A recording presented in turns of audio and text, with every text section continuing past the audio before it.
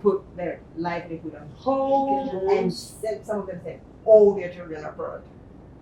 These children, once they go abroad, have to live a life. It's very difficult to hold the consciousness of two parts of your life, meaning your new home, your new country, and the country that you came from. Yeah?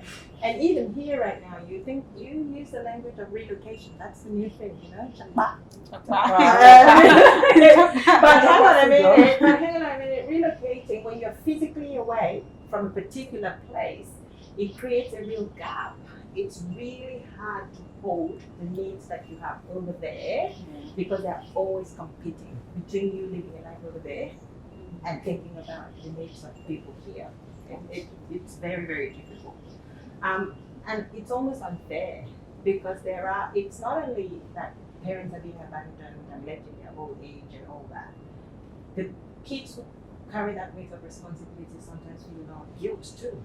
But they can't be in two places at once. It wasn't meant to be. That people can. Yeah. So there is a huge loss.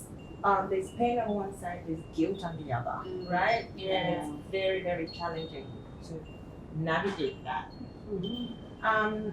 But I think that it starts from the expectation, the unrealistic expectations that we set on ourselves, you know, as parents, what real expectation we place on our kids, as kids, what that we have towards our parents. I mean, it's really difficult. People go over there, people start their own families, and the cycle goes on, and also sometimes looking at the parents means uprooting them from here and taking them to some godforsaken cold land, so that the kids can look after them. It's not like either, right? I'm sorry, it's true. not like, so you have those grandparents locked up in a room looking after little ones. They finished looking after their own children. Now they've started over without the support that they once had to bring up their own children. So they're now looking after grandchildren a second time. And I'm sorry, it can be a little bit like slavery too.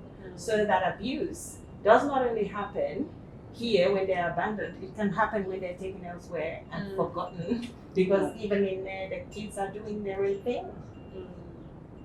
Okay. It's a challenge. It is. And their grandparents locked up in Canada and the US and in Australia, yearning to come back home. And then some of them have been gone for so long, they've lost their friendships, their church community, their whatever, and they're finding it really difficult to reconnect. And so their lives are in limbo as well, even when people took them away from here for a better life. I mean, it's sadness, isn't it? But over there, just like you mentioned of values then, I learned there's this program, they've taught these children, is it independent life once they are 18 years. So I kind of feel that's also a problem because from 18, imagine from 18 you're out, you start fending for yourself, and it will not give you that sense of, oh, let me go back to my parents, because you've been there, out there struggling, doing your thing, living your life, you get married. So I think it has a negative effect to that independence life from 18 years. I think that, yes, that is partially true, but that's not the whole story. I mean, being able to do things for yourself at 18 is in an economy where 18-years-olds can work, right? They have enough money and they have the capacity to engage. So there's no point being at home when the world is already open to you to be able to do so much. So it's not necessarily that people don't want to be home. It's just that they have earlier opportunities that people probably have here.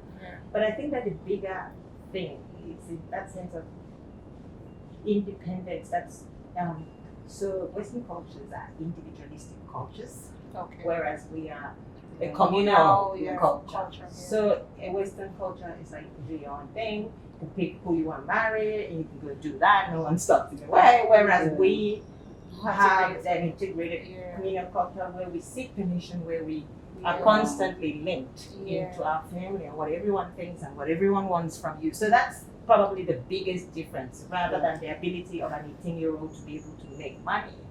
or or do things for themselves. Because I think that at 18, I was pretty independent. Here. Oh, Yeah. here? Absolutely. That Wow. brings me to my Absolutely. Well, you're finding your way, because what can your parents do? They can only do. What about people who don't have parents, like well-to-do parents? The more money parents have, they're more likely to hold their kids back and to, spoil them a little bit more than they need Yeah. to. That's And true. then that doesn't allow people to spread their wings and fly, right? So Yeah. there's a way that we limit our children because of the wealth, this new wealth that we have. and that again too. Yeah. Having that sense of independence at 18 helps. Most of the time, like that what we're talking about, people get to leave the country at that age too. That's when you now have your parents selling the land. So at that point, you're at the age of independence, so you can make decisions.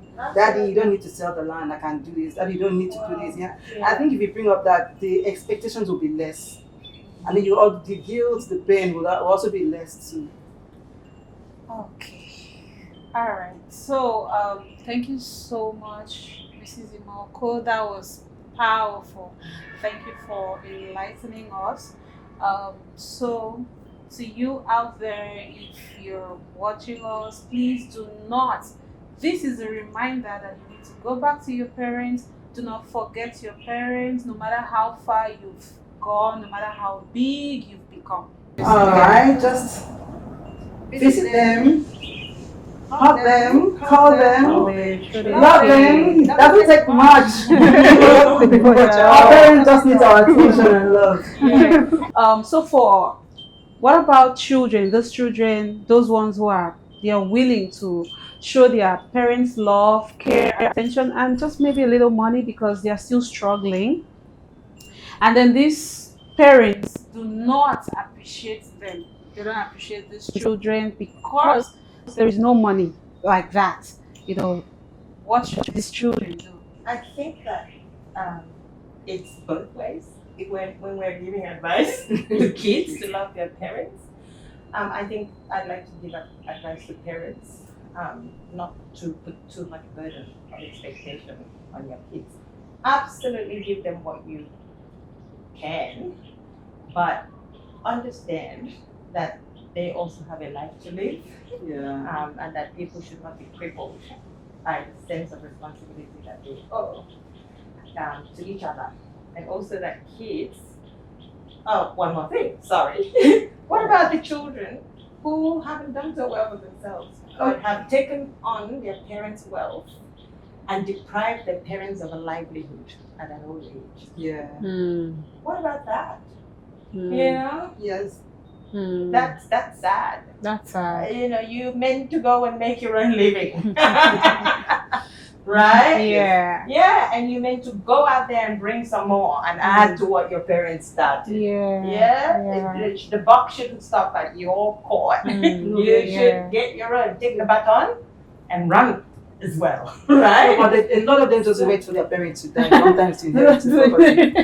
That's very, very. Those ones, very they are sad. lazy. We call them lazy youth. So what do we do? I think that it's on several levels.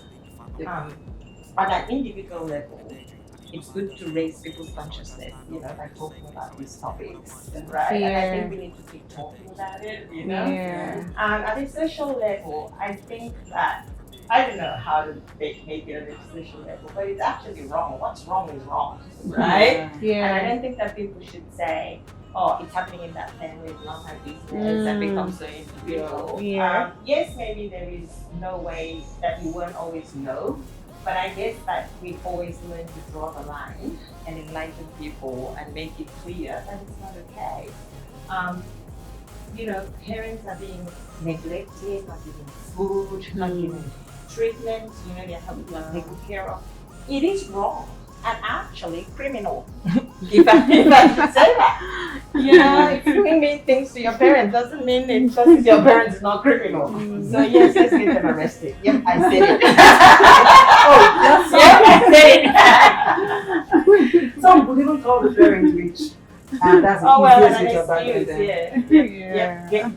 Get out of jail free card. I tell you. Wow. Okay, it's so nice. It's nice to have you here. Thank you so much. Thank you so much. Thanks.